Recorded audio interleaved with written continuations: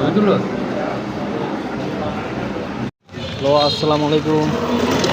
আমি আপনাদের সামনে আবার চলে আসলাম। এই যে আমার সাথে একজন আছে, আমার বন্ধু, ক্লাসমেট। সে আসতে চায় না ভিডিওতে।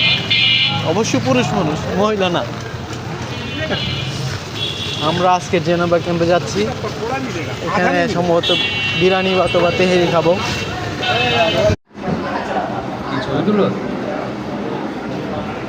ভিডিও এডিট হবে, এডিট নো এডিট, ডাইরেক্ট।